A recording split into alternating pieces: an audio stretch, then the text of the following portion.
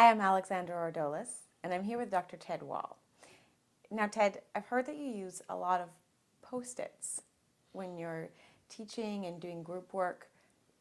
What do you do with these Post-its? Well, a lot of people know that I use Post-its a lot, and I really believe they're important.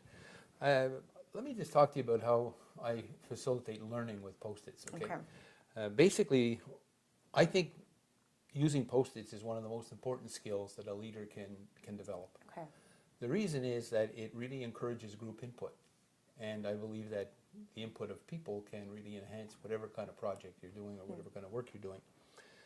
It usually works well when you have about 5, 6, maybe 8 people at the most around the table. Okay. You have a flip chart, and basically you give people Post-its, okay, little small Post-its. I have a number of them like this here. You can have different kinds of colors, etc. Okay, and if people have really fantastic ideas, you can have They upgrade. they upgrade the purple. Okay. But you'll notice that they're fairly small. Okay.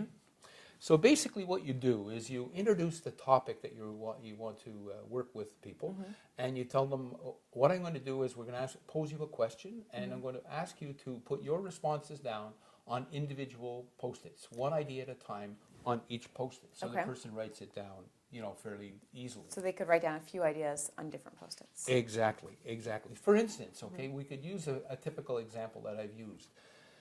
Group participation exercise, on meeting guidelines, Here's the question, What behavior guidelines should we use to ensure that the environment in our group is a creative, open, and respectful one?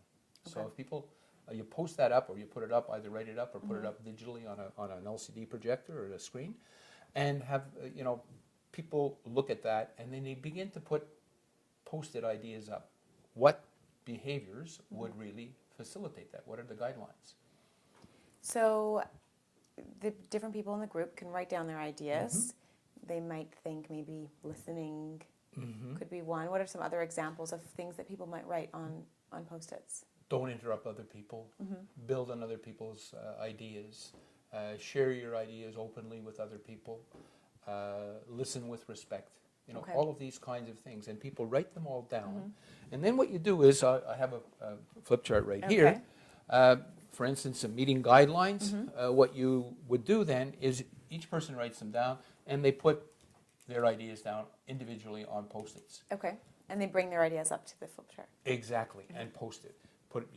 What I usually do is just have it on the table like this here. People put them all down, and then maybe one person will read them, or each person individually reads them. Okay. And if there is a Post-it that they don't understand, they can put a question mark on it. Okay. And so when you look at it, they get an idea of what it is.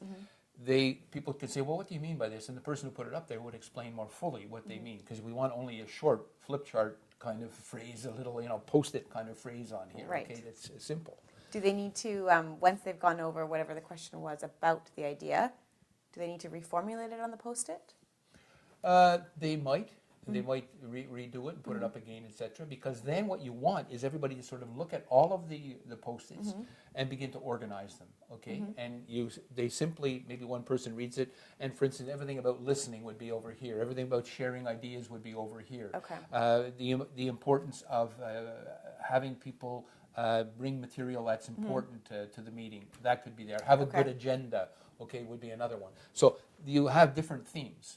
And then what happens is the people come up with a good title for each theme, so they have an idea of what the ideas are and what the major categories are that have come out of the Learning with Post-its exercise. Great. So everyone's voice is heard, and you can see what everyone's ideas are quite easily. Exactly.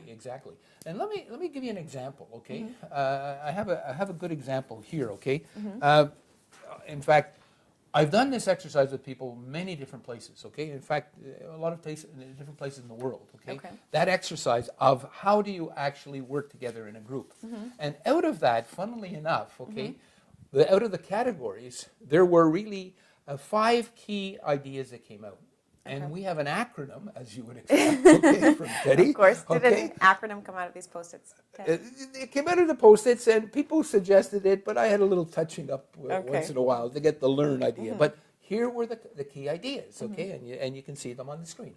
Listen for understanding. Encourage others to contribute. Ask questions, but limit your airtime. Don't talk too much, like I have a tendency to do. Review progress at key times, okay? Use flip charts or a digital flip chart or a paper one, and note the results and celebrate them. So the LEARN in learn helps people really think about what they should be doing in a meeting. Listen, okay? Encourage others, ask questions, review progress, and note results and celebrate them. So that's giving an example of how learning with Post-its can really help people. And many people use this learn meeting guidelines just to remind them of what it is, what kind of key points do they want when they're having that meeting. Right. Very, very important thing for us to consider and Useful think about. guidelines. Really good guidelines, I think. Great. Thanks, Ted. Thank you, Al.